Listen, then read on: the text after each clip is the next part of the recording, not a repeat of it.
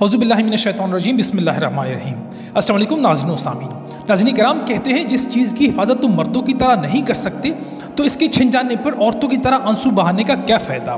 یہ تاریخی الفاظ مسلم ہسپانیہ اندلس یا آج کے اسپین کے آخری مسلم حکمران ابو عبداللہ بن ابو الحسن کے والدہ نے اسے اس وقت کہے جب وہ غرناطہ کی چابیاں مسیح حکمرانوں کے حوالے کر کے ہمیشہ کے لیے اپنے ملک سے بے دخل کیا جا رہا تھا۔ جب اس نے اپنے آباء و اجداد کے ورثے پر آخری نظر ڈالی تو اس کی آنکھوں میں آنسو آ گئے۔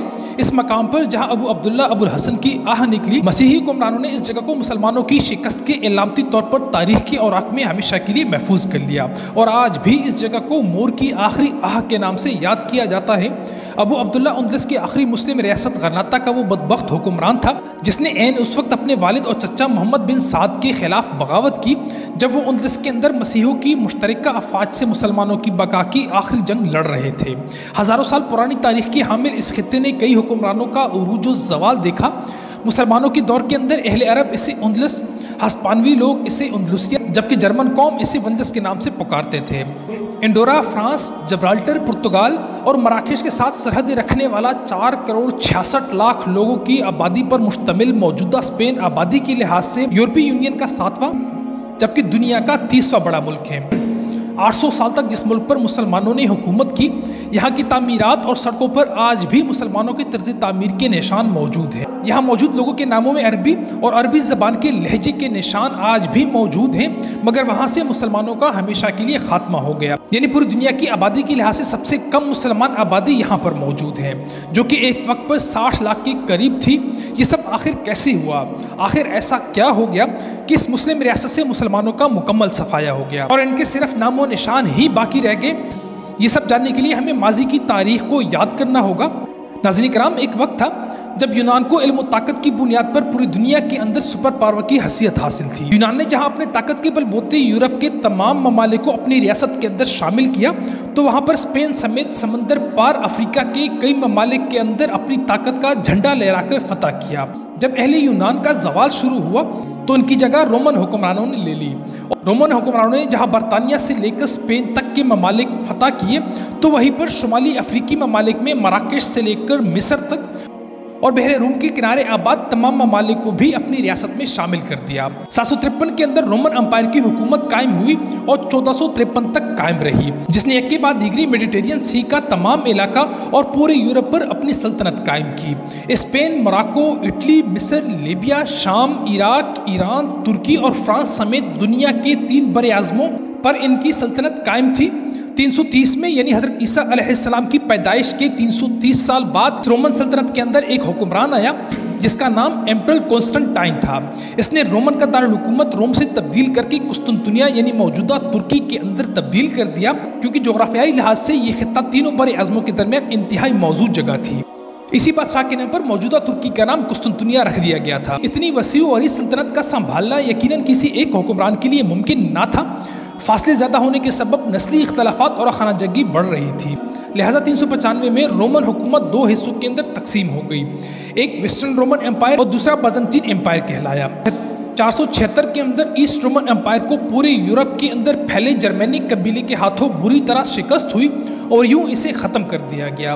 اب ایک ہی رومن امپائر سلطنت یعنی بازنطین امپائر باقی رہ گئے تھے۔ اس نے مسلسل خود کو وسیع کرنا شروع کر دیا، یہاں تک کہ ان تمام پرانے ممالک کو اپنی ریاست کے اندر شامل کیا جو کہ اس سے پہلے ایسٹ رومن امپائر کا حصہ تھے۔ سن 600 کے آتے آتے یہ رومن امپائر اندرونی اختلافات کا شکار ہو گئے اور آپس میں خانہ جنگی شروع ہو گئی، جس کی وجہ سے یہ پرشین امپائر سے شکست کھا گئی۔ یہ جنگ فلسطین کے اندر چل رہی تھی۔ جنگ کے اندر رومن سلطنت کے کنٹرول کے اندر فلسطین کا یہ علاقہ پرشین امپائر کے کنٹرول میں چلا گیا، جبکہ اسپین مسلسل رومن حکومت کی ایک صوبے کی حیثیت سے ان کے کنٹرول میں ہی تھا۔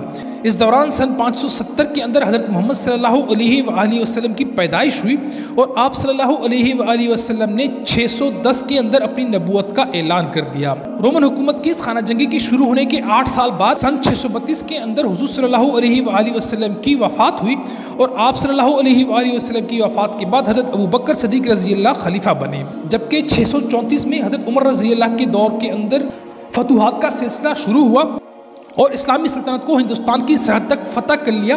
655 کے اندر حضرت عثمان رضی اللہ تعالیٰ عنہ کی شہادت ہوئی اور فتوحات کا سلسلہ رکا رہا۔ چوتھے خلیفہ حضرت علی رضی اللہ تعالیٰ عنہ مسلمانوں کے اندر خانہ جنگی کو روکنے میں مصروف رہے اور اس وقت بھی مزید فتوحات کا سلسلہ رکا رہا، یہاں تک کہ سن 660 کے اندر حضرت علی رضی اللہ تعالیٰ عنہ شہید ہو گئے۔ اس کے بعد اسلام کے اندر بادشاہت کا نظام رائج ہوا اور سن 660 سے 680 تک امیر معاویہ نے شام کے اندر اپنی سلطنت قائم کی اور اس کے بعد یزید بادشاہ بنا۔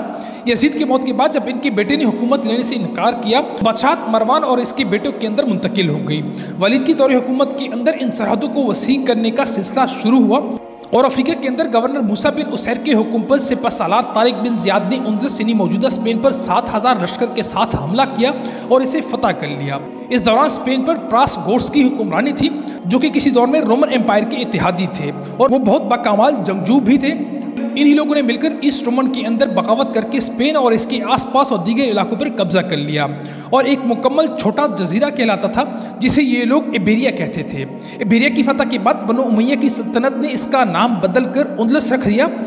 اس فتح کے بعد امیہ سلطنت کی سرحدیں افریقہ کے اندر اسپین سے لے کر ہندوستان کے اندر سندھ تک پھیل چکی تھی اور رومن دور سلطنت کی طرح اب دنیا کی 3 براعظموں پر مسلمانوں کی حکومت تھی۔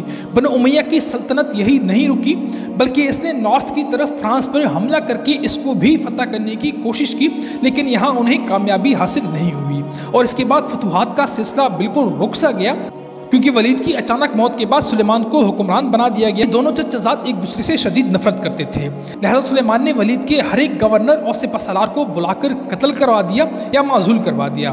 طارق بن زیاد اور محمد بن قاسم کو بلا کر قتل کروا دیا اور موسیٰ بن عسیر کو افریقہ سے بلا کر مکہ کی گلیوں کے اندر بھیک مانگنے پر مجبور کر دیا۔ بنو امیہ کی سلطنت کے بعد بغداد سے بنو عباس کا دور حکومت شروع ہو گیا اور آخری بادشاہ عبد الرحمن نے شکست کے بعد دارالحکومت دمشق چھوڑ کر اندلس کی جانب بھاگنے میں عافیت سمجھی اور یہاں پر اپنی حکومت قائم کر لی کہ باقی تمام ریاستیں بنو عباس کے کنٹرول میں چلے گئیں، یعنی بنو امیہ اب صرف اندلس کے اندر ہی باقی رہ گئے تھے۔ یہ اندلس یعنی موجودہ اسپین کا سب سے بہترین مسلمانوں کا دور تھا۔ یہاں پر عبد الرحمن نے کئی تعمیرات کی جو کہ آج بھی موجود ہیں۔ لوگوں یعنی عوام کے لیے ہر بنیادی ضرورت فراہم کی گئی۔ اس ملک کو علم و تربیت کا مرکز بنا دیا گیا اور دنیا بھر سے قابل لوگ یہاں تعلیم حاصل کرنے آتے۔ تمام اقلیتوں کو مذہبی آزادی دی گئی تھی، لہٰذا یہاں کی عوام بہت خوشحال تھی۔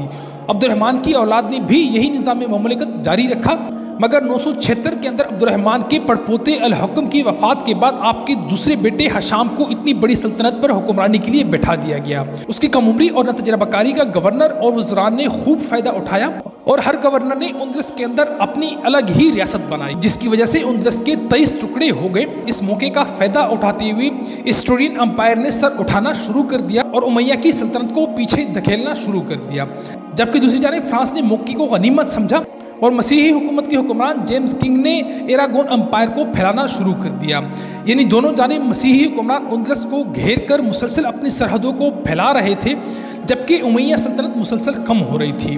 یہاں تک اسٹورین امپائر نے حملہ کر کے امیہ سلطنت کو شکست سے دوچار کیا، جسے بیٹل آف گوا ڈونگا بھی کہتے ہیں۔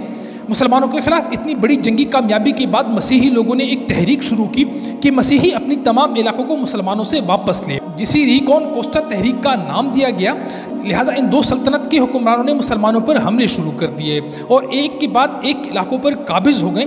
1212 میں صرف اس چھوٹے سے ملک میں مسلمانوں کی حکومت رہ گئی تھی، جسے گرناڈا آف ایمریٹس یا غرناطہ کہتے ہیں۔ ساتھ موجود مسلم بادشاہ یوسف بن تاشفین نے بھی غرناطہ کے مسلمانوں کی مدد کرنے کی کوشش کی، جس کا عارضی طور پر ہی فائدہ ہوا، لیکن یہ حملے پھر سے شروع ہو گئے۔ پوری خطے پر اسٹورین امپائر اور ایراگونا امپائر کی حکومت قائم ہو گئی۔ عامر محمد نے ٹریٹی آف گرناڈا کے تحت مسیحی حکمرانوں سے ایک معاہدہ کیا کہ مسیحی حکومت کے دوران مسلمانوں کو مذہبی آزادی دی جائے، مگر اس معاہدے کو پورا نہیں کیا گیا۔ ایک ایک کر کے مسلمانوں کو اسپین یعنی اندلس سے بے دخل کیا جانے لگا۔ دوسرا راستہ یہ تھا کہ مسلمان مسیحی مذہب کو اپنا لیں۔ غرناطہ سے مسلمانوں نے آخری بار ان دونوں مسیحی حکمرانوں کے خلاف بغاوت شروع کی۔ اس کا انجام بہت برا ہوا، مگر کاسٹل حکومت کی ملکہ ایزابیلا اور ایراگون سلطنت کے بادشاہ فریڈینڈ نے شادی کر کے اس پوری سلطنت کو ایک حکومت میں تبدیل کر دیا اور مل کر مسلمانوں سے مقابلہ کیا۔ اس بغاوت کو کامیابی سے کچلنے کے بعد ان مسیحی حکمرانوں کا مسلمانوں سے بھروسہ اٹھ گیا اور ایک ایک کر کے مسلمانوں کے مقدس مقامات، کتابوں اور شہروں کو جلانا شروع کر دیا۔ مسلمانوں کے سامنے یہ شرط رکھی گئی کہ وہ یا تو مسیحی مذہب اپنا لیں یا پھر اندلس چھوڑ دیں۔ زیادہ تر مسلمانوں نے اندلس چھوڑنے پر فوقیت دی اور یہاں سے چلے گئے، اور اس طرح اسپین اور پرتگال مکمل مسلمان ریاست سے مسیحی ریاست میں تبدیل ہو گیا۔ ان کا مذہب مکمل طور پر بدل گیا۔ حیرت کی بات تو یہ ہے کہ آج یہی لوگ دنیا میں مذہبی آزادی اور انسانی حقوق کے علمبردار بنے ہوئے ہیں۔ اس دعا کے ساتھ آپ سے اجازت چاہتے ہیں کہ اللہ رب العزت ہمیں گناہوں سے بچنے اور نیک اعمال کرنے کی توفیق عطا فرمائے۔ آمین ثم آمین۔